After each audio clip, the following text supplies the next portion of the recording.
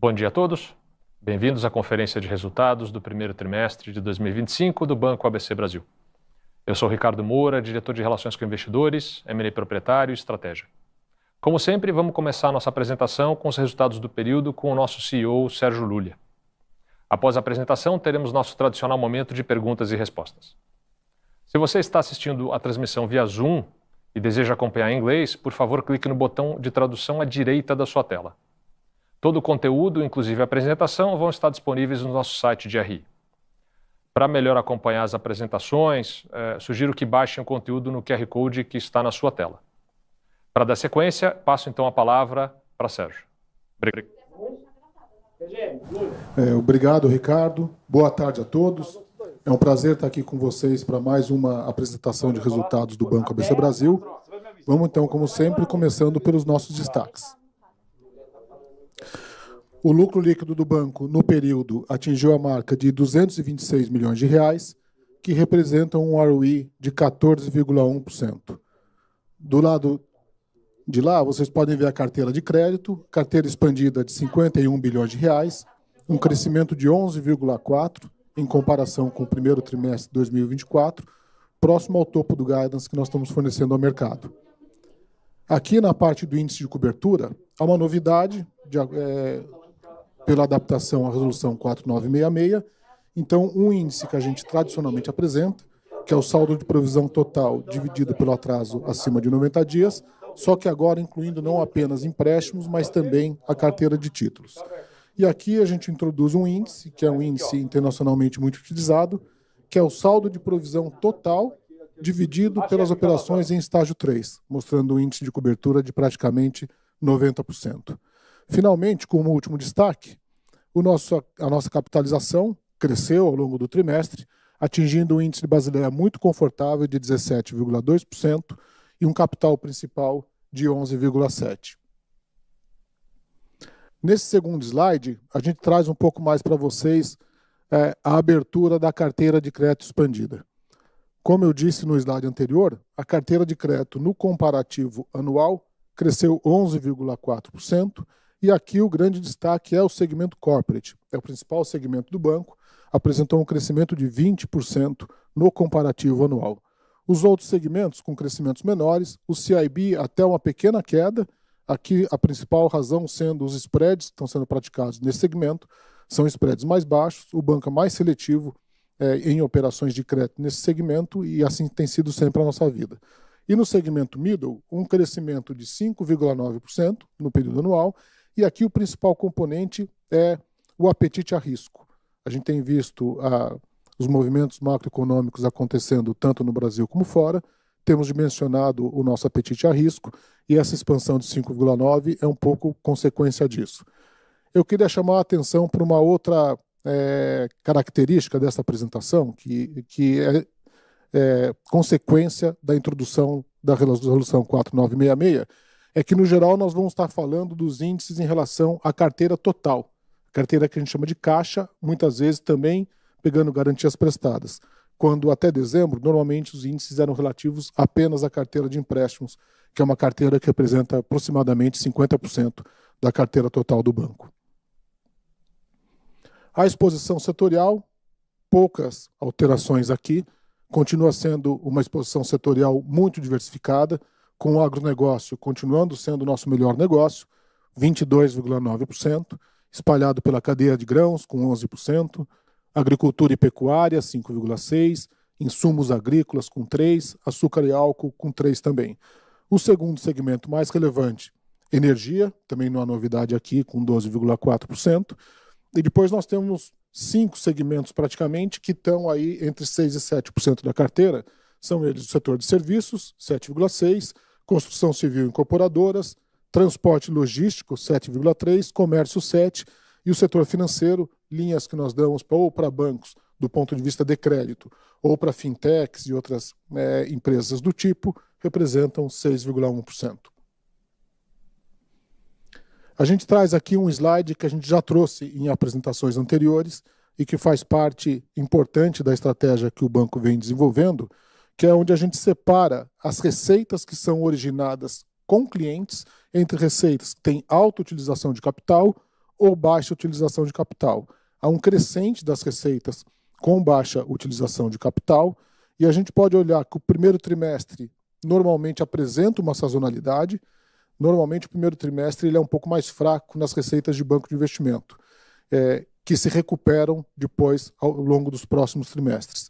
Então, se nós compararmos apenas os primeiros trimestres, a gente vai ver que em 2023 essas receitas representavam 36% das receitas totais originadas junto a clientes, passaram a 40% no primeiro trimestre de 2024 e chegaram agora a 44% no primeiro trimestre de 2025. Quando a gente compara com o trimestre anterior, há uma redução principalmente por conta das receitas do banco de investimento. A gente vai ver mais para frente, tem um slide que fala especificamente sobre esse ponto.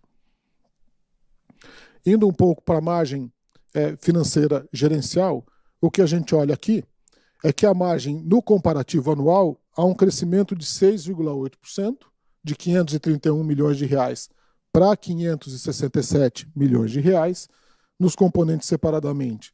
Receita de clientes subindo de 326 para 341, a receita com o mercado subindo de 80 para 83 e a receita do capital remunerado à taxa Selic sai de 125 e vai para 143. No comparativo trimestral, contudo, há uma redução expressiva. E essa redução tem algumas razões diferentes. No caso da margem financeira com clientes, aqui há duas coisas, eu acho. A primeira delas é que é uma medição adequada do apetite a risco da instituição, dado o novo cenário, tanto local, com os juros mais altos, por um bom período de tempo. A gente tendo passado por vários ciclos anteriores, a gente sabe que isso tem um impacto na saúde financeira das companhias, o que levou a um conservadorismo um pouco maior da instituição no primeiro trimestre. Mas o maior efeito aqui é do nível de spread contratado nas operações de crédito ao longo dos últimos meses de 2024. A gente vinha trazendo para vocês que os spreads que estavam sendo praticados eram spreads dos mais baixos da nossa história. Isso reverteu, essa é a boa notícia, dado esse cenário macroeconômico um pouco mais difícil.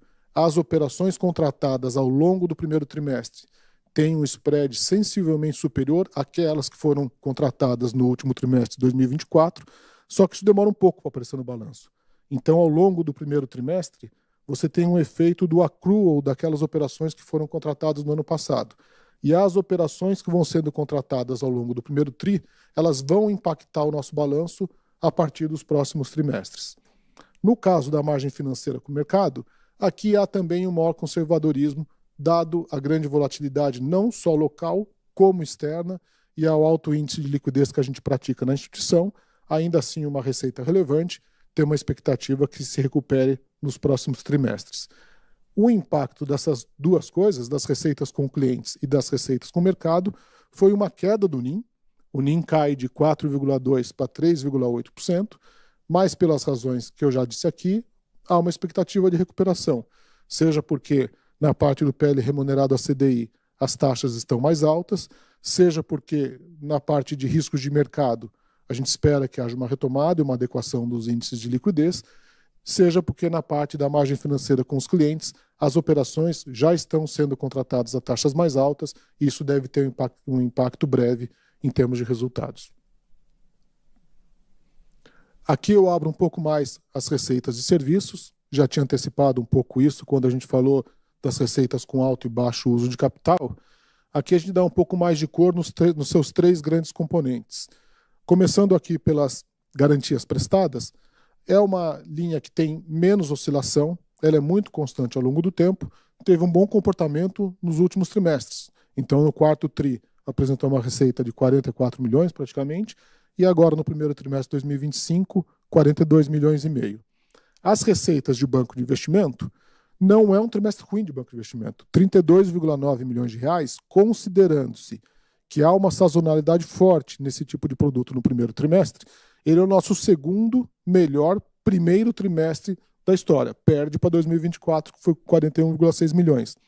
É um mercado que continua dinâmico, é um mercado que nós estamos cada vez mais competitivos e cada vez mais diversificados no tipo de estrutura financeira que a gente consegue fornecer para o nosso cliente, de maneira que não só continua sendo o foco, mas que a gente continua bastante otimista.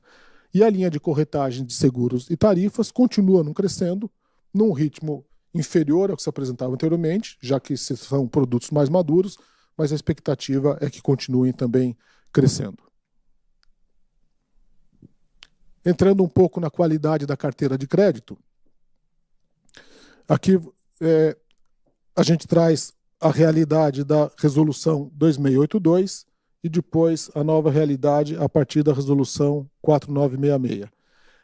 A despesa de PDD ficou em 0,5%, isso é inferior à nossa média histórica, a nossa média histórica estava por volta de 0,7%, aqui, aliás, a gente já tinha esse índice sobre a carteira ampliada do banco, e a despesa de PDD fica em 63,5 milhões de reais, líquida de recuperações, então que é um nível bastante adequado. Nós estamos com uma carteira muito saudável, os poucos casos de problemas de crédito que apareceram devidamente provisionados, uma boa originação de operações junto a clientes que são mais resilientes, de maneira que eu acho que esse aspecto da qualidade de carteira de crédito continua sendo um dos pontos muito fortes da nossa instituição. Indo aqui para os saldos de provisão,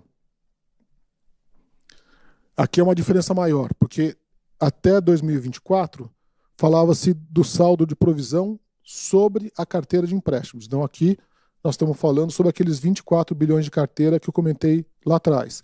Aqui nós estamos falando sobre os 51 bilhões de carteira.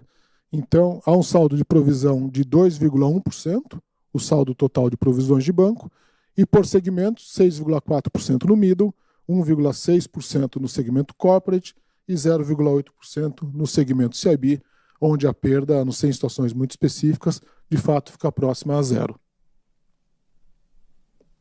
As operações com atraso a partir de 90 dias. Aqui nós temos também a nova metodologia trazida pela resolução 4966, que traz essa análise muito mais abrangente. Então agora nós estamos falando sobre a carteira total do banco. Antes havia 1,1% de atrasos acima de 90 dias, quando considerávamos apenas a carteira de empréstimo.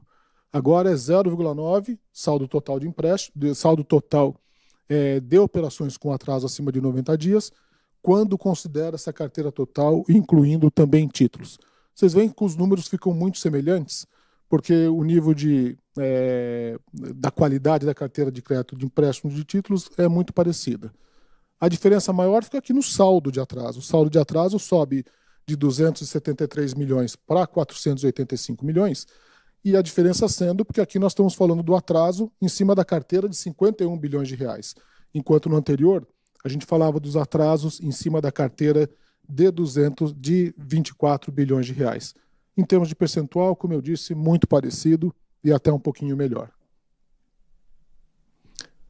Aqui nesse gráfico a gente repete um pouco essas informações que eu tinha dado antes e a gente traz uma nova métrica, que é qual é o saldo da carteira em estágio 3 sobre o total de operações do banco. Está em 2,4%, é um índice muito adequado e que demonstra também de uma outra forma a boa qualidade da nossa carteira.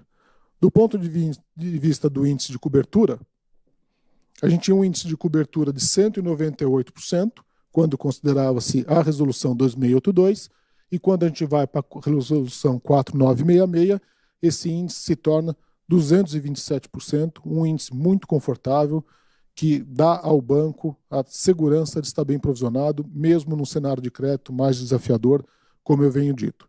E aqui a gente repete aquele destaque que foi dado para vocês, que é o saldo total de provisão do banco, dividido pelos ativos que estão em estágio 3, isso representa 90% do estágio 3 coberto pelas provisões totais.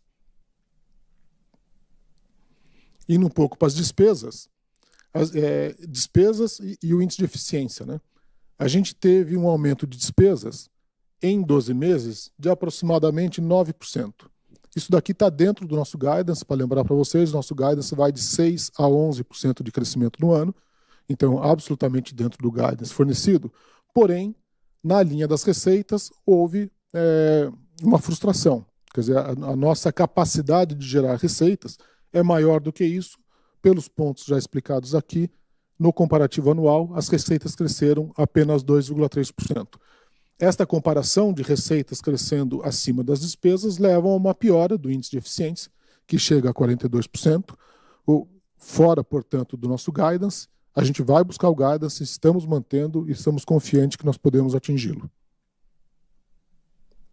A captação continua sendo um ponto muito forte do banco, sempre foi, uma captação diversificada, uma captação que tem um duration que é muito adequado, que é mais longo sempre do que o duration dos ativos, e uma captação que vem a taxas bastante competitivas. Como eu disse, sempre foi uma fortaleza do banco, continua sendo, de maneira que aqui não traz nenhuma preocupação.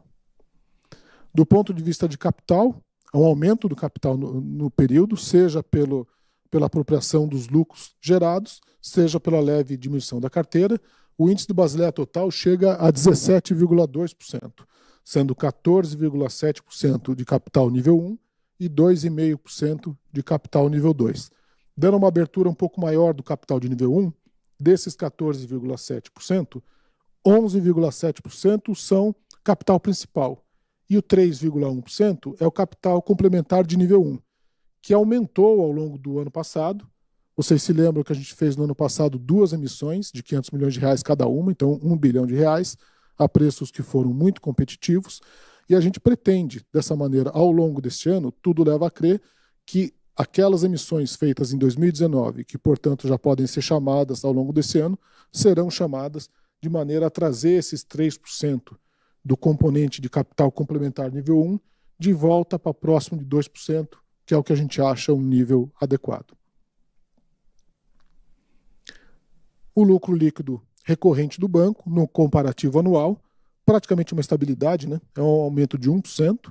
Destacar aqui, como eu já disse antes, que os componentes da margem financeira todos sobem, apesar de subirem de novo num ritmo inferior àquele que é o nosso desejo, que é a nossa capacidade. Então, há um aumento da margem de clientes de R$14,8 milhões, da margem com o mercado de 2,3 e do PL a CDI de 18,9. Há uma despesa de provisão um pouco maior, depois de despesas administrativas, etc., e o impacto contábil, de maneira que a gente chega num lucro de R$225 milhões. E eu termino trazendo o nosso guidance para relembrar a todos quais são os nossos guidance e para reiterar o nosso compromisso de atingir a todos eles. Do crescimento da carteira expandida, de 7 a 12, como foi mostrado antes, estamos próximo de 11 e pouco, então próximo do teto do guidance. Foi um trimestre mais fraco, sazonal, isso já estava previsto, nós vamos buscar. Crescimento de despesas, de 6 a 11, estamos mostrando 9% ano a ano, e no índice de eficiência, que é de 36 a 38, estamos a 42 por conta desse trimestre de receitas um pouco abaixo da expectativa. O primeiro trimestre tem essa característica, nós temos um pipe bom de negócios, temos iniciativas indo para frente, de maneira que eu espero mostrar índices de eficiência melhor para vocês nos próximos trimestres. Então era isso que eu tinha para mostrar para vocês. Devolvo então a palavra para o Ricardo para a gente começar a nossa sessão de perguntas e respostas. Obrigado, Sérgio, por trazer o panorama dos resultados desse primeiro trimestre de 2025. Agradeço também a todos que estão nos acompanhando na transmissão. Agora, contamos com a participação de vocês na nossa sessão de perguntas e respostas.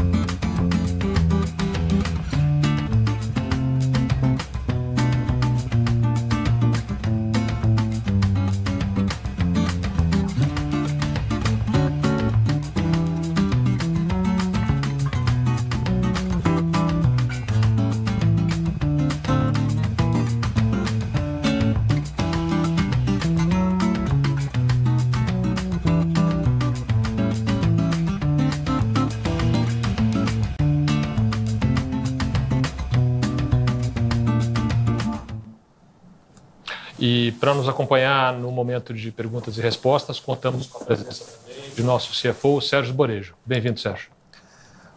Obrigado, Ricardo. Boa tarde, Sérgio. Boa tarde a todos que estão nos assistindo. Obrigado mais uma vez pela oportunidade. Ótimo. E a todos que estão nos acompanhando, fiquem à vontade para fazer perguntas. Para participar é só clicar em levantar a mão no ícone que fica na parte inferior do Zoom. Vou começar aqui com a primeira pergunta na nossa sessão. Então, ela vem de Brian Flores, do Citi. Brian, obrigado pela participação. Por favor, fique à vontade para fazer sua pergunta. Obrigado, pessoal, pela oportunidade. Boa tarde. Eu queria fazer duas perguntas. A primeira, acho que vocês fizeram um comentário bem interessante sobre a parte de NII com clientes. Aí vocês falaram um pouquinho do accrual. Pensando um pouquinho aqui, como que o duration funcionaria? Pensando, esse accrual, a gente deveria pensar um pouquinho mais para segunda metade do ano, final do ano, ou é já um efeito que começa a se sentir no seguinte trimestre? Eu acho que isso seria bem importante saber.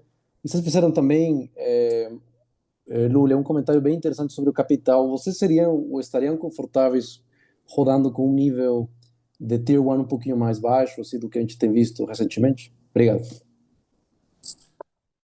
Brian, obrigado pela sua participação. Boas perguntas.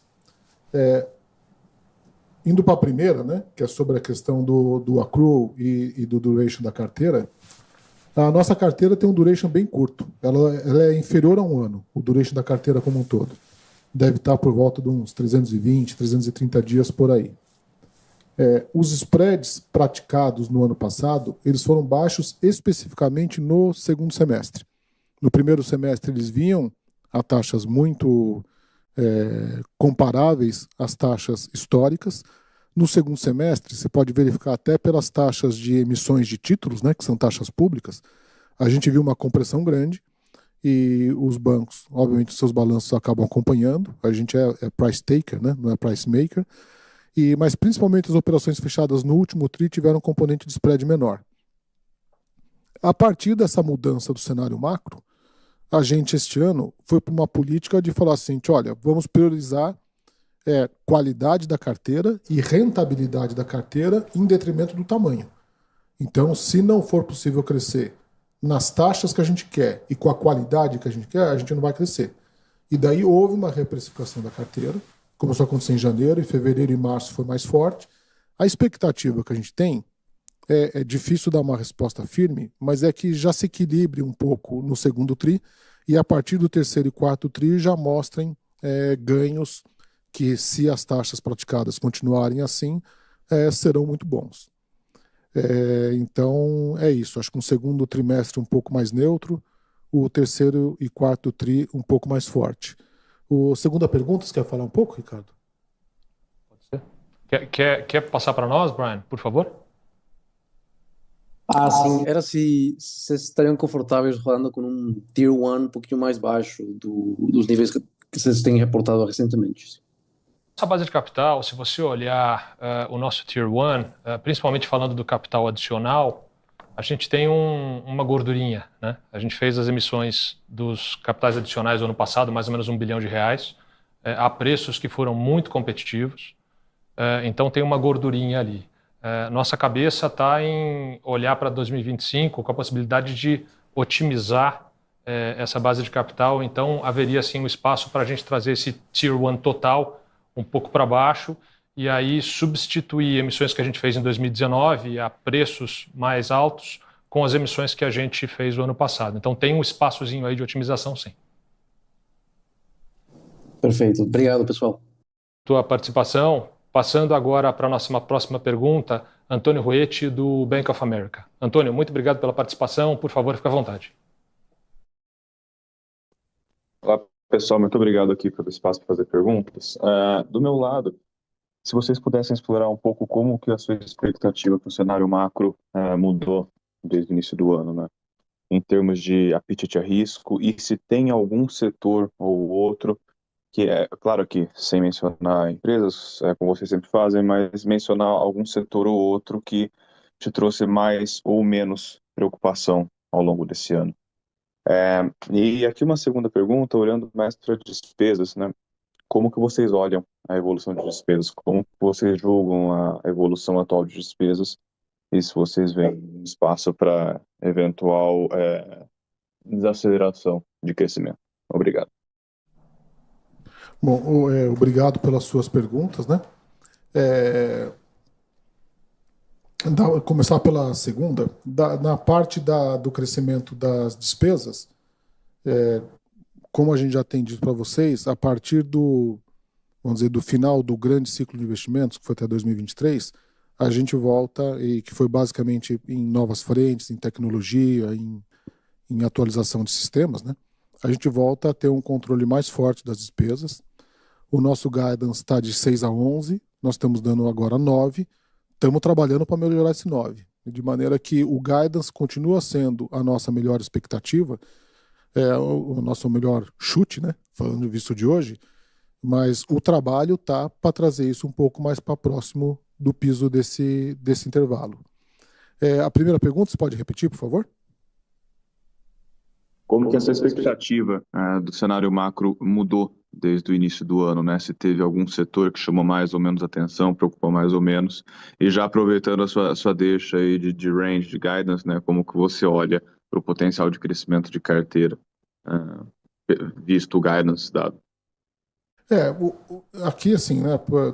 Talvez não por razões muito boas, mas pelo histórico de volatilidade macroeconômica que o Brasil tem, a gente vê que as empresas têm uma capacidade de adaptação rápida, né? Então, num primeiro momento, quando as expectativas se deterioraram bastante em novembro e dezembro, né, a gente fechou mais a torneira, esperamos para ver como é que as empresas iam reagir, esperamos para ver os balanços sendo publicados, as empresas refazendo seus planos para esse ano, e a gente revisou praticamente toda a carteira.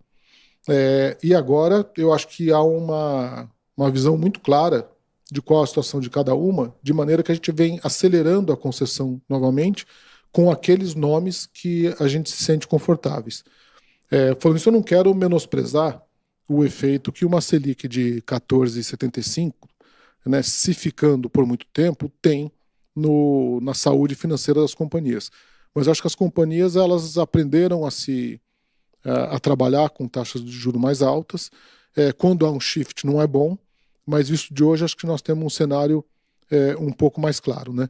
Uma coisa boa que aconteceu desta vez em comparação a outros momentos de alta de juros do passado é que o perfil da dívida das empresas está muito alongado, principalmente pela participação maior do mercado de capitais. Então, embora você tenha uma pressão sobre resultado, você não tem a pressão de rolagem da dívida que existia em momentos onde as empresas captavam por 6 meses, por 1 ano, no máximo 2 anos, né? Hoje a gente vê com muita frequência empresas emitindo 15, 20 anos, e mesmo empresas de um porte menor, de uma situação financeira um pouco mais delicada, muitas vezes conseguem fazer emissões de 3 anos, 4 anos, 5 anos, porque você tem bolsos diferentes no mercado de capitais, vamos dizer assim, com apetite para tipos de riscos diferentes, né? Do ponto de vista setorial, né, que você tinha perguntado também, olha, a gente obviamente tem políticas setoriais, mas os comitês de crédito são, obviamente, no nome a nome. Porque mesmo num setor que vai bem, é claro que é mais fácil a empresa ir bem, mas mesmo num setor que vai mal, há empresas que se sobressaem. Eu acho que o mercado comentou muito sobre o setor agro. É um setor que o Brasil é muito forte, a gente gosta bastante. Houve alguns problemas no ano passado de crédito, tanto de produtores rurais quanto de empresas que estão na cadeia, né, como as revendedoras de insumo, por exemplo. A gente tinha uma exposição muito pequena a esses nomes problemáticos, a exposição que tínhamos já foi devidamente provisionada. Agora é um setor que começa esse ano com uma safra recorde, com bons preços que foram travados lá atrás, os preços atuais estão mais baixos, mas normalmente os preços são antecipados, de maneira que tem uma renda vindo para o setor que eu acho que vai dar um alívio. Setor de energia, que é o segundo setor que a gente é bastante atuante, a gente gosta bastante, empresas fortes, boas rentabilidades.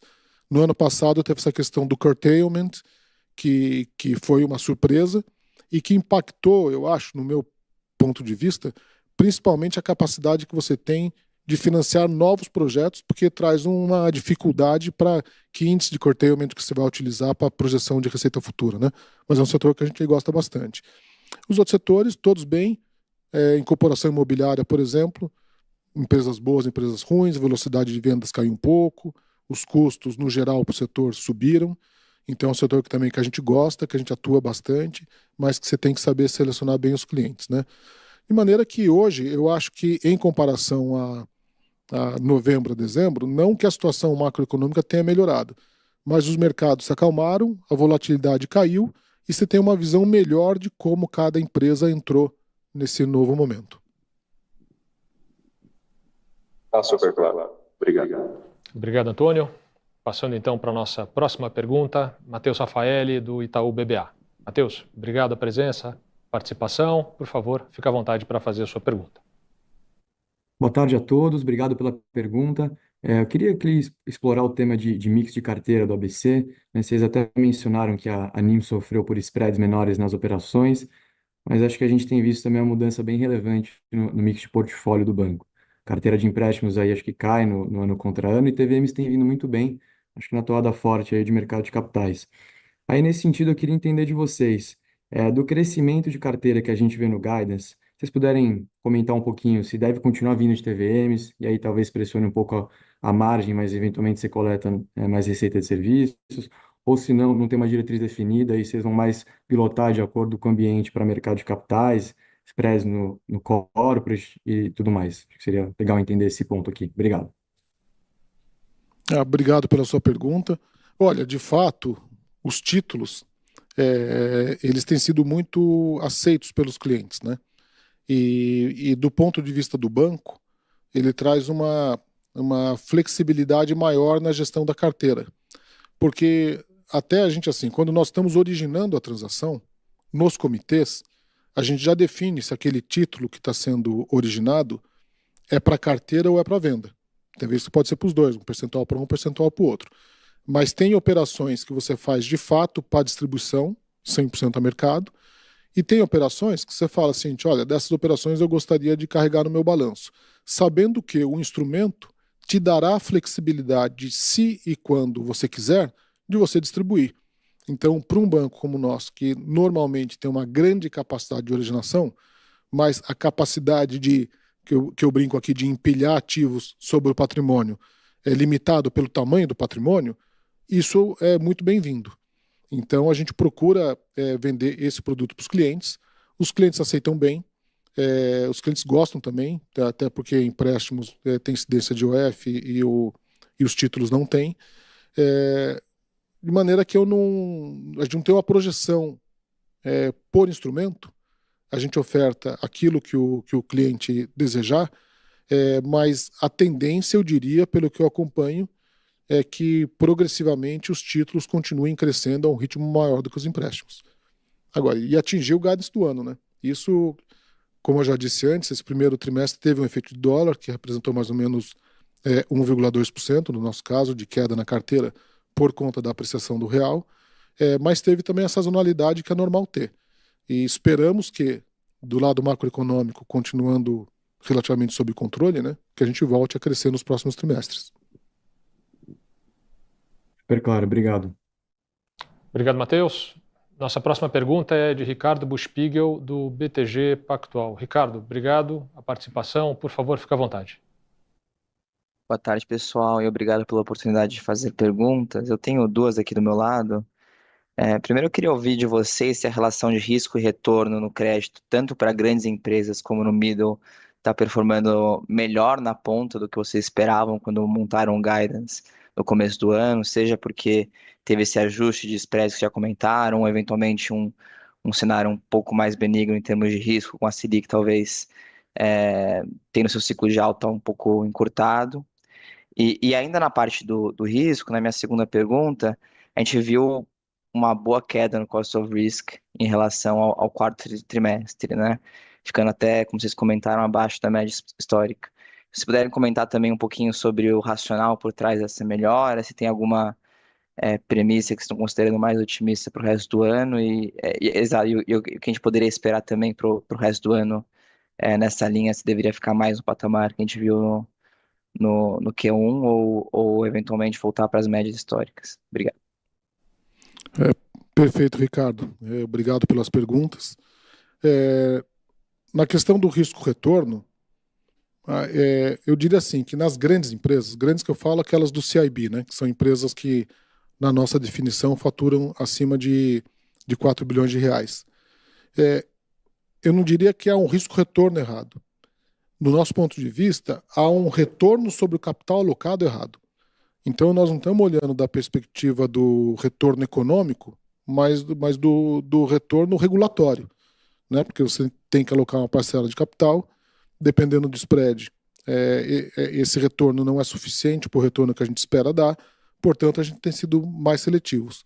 Mas acho que do ponto de vista de retorno sobre o risco de crédito assumido, é um segmento que está com baixo risco mesmo, no geral, né? Tem alguns casos de empresas grandes que são conhecidas, que estão mais alavancadas, mas elas são uma minoria e acho que o mercado tem bem mapeado quais são. Aí no segmento corporate, que é aquele do meio, que é onde a gente tem 60% da carteira, que são empresas que faturam de 300 milhões de reais a 4 bilhões de reais, né? E que é um segmento onde a gente cresceu 20% ao ano, esse número em si já mostra que a gente acha que tem um retorno adequado ali, tanto do ponto de vista de risco quanto do ponto de vista do capital regulatório. Esse segmento também sofreu essa compressão de spreads, que eu comentei numa pergunta anterior. Houve a retomada agora. Essa retomada traz os spreads para níveis próximos àqueles praticados em 2023, que não que sejam spreads altos, mas são spreads adequados para o segmento, então a gente se sente confortável em crescer. No middle, eu acho que nós somos mais conservadores. No middle, de fato, a gente sabe que essas empresas têm um perfil de dívida mais curto, que essas empresas sofrem mais quando tem uma desaceleração econômica.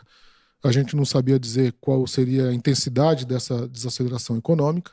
Então a gente foi um pouco mais conservador, prejudicou-se o crescimento da carteira, mas agora a gente está vendo que, assim, de novo, com o cenário um pouco mais claro, né? Eu acho que há condição de voltar a crescer sim e a taxas relativamente boas. Obrigado, Ricardo. Passando então agora para a nossa próxima pergunta, Carlos Gomes Lopes, do HSBC. Carlos, muito obrigado pela participação. Por favor, fique à vontade para fazer a sua pergunta. Thank you. I'll do it in English. I'm going to follow up on Brian's question on the capital. Right now you are at 11.7% CET1. Is that the level that you want to participate at? Is that the level you want to maintain? Or would you consider being lower than that? Carlos está perguntando relacionado ao nosso capital, se o nosso nível de capital principal de 11,7 ele está adequado ou se a gente imagina alguma mudança em relação a isso. Se quiser, quer falar? Quer falar, Posso falar? Por favor. Em português ou inglês? Português. Português. Desculpa, Carlos. Obrigado pela pergunta, Carlos. Prazer falar com você. A gente, historicamente, o Core Equity Tier 1, ele gira em torno um pouquinho mais, um pouquinho menos de 11%. Esse parece ser hoje alguma coisa adequada, mais adequada para a gente. 11,7% está acima do que a gente tem praticado, seja porque a gente produziu lucro, seja porque o perfil, né, de risco melhorou, mas o fato é que está um pouco acima da média que a gente tem praticado. Eu acho que alguma coisa perto de 11%, um pouco menos, um pouco mais, está adequado. E no que diz respeito ao Tier 1 total, 13% também, um pouco menos, um pouco mais, muito mais como um guideline do que um limite, ele também parece um número adequado para o que a gente pratica e para os mercados que a gente está hoje, Carlos. Obrigado. Muito obrigado, Carlos. Encerramos agora a nossa sessão de perguntas e respostas. Agradecemos a todos pela participação e chegamos então no fim da nossa conferência de resultados do primeiro trimestre de 2025. Passo então a palavra para Borejo e Lulia para fazerem as considerações finais. Só agradecer novamente a oportunidade e espero vê-los em breve. Obrigado. Eu também agradecer a presença de todos e espero estar aqui de volta em breve com os resultados do segundo trimestre e o time todo permanece à disposição para outras dúvidas que vocês possam ter. Muito obrigado. Obrigado, Lulia e Borejo. pela participação e nós agradecemos também todos que nos acompanham online. E essa apresentação já está disponível no site de RI e também vai estar disponível no nosso canal de YouTube.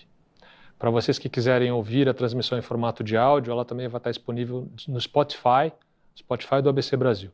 E qualquer dúvida adicional, a equipe de RI está à disposição para todos para atendê-los. Muito obrigado e até a próxima divulgação de resultados.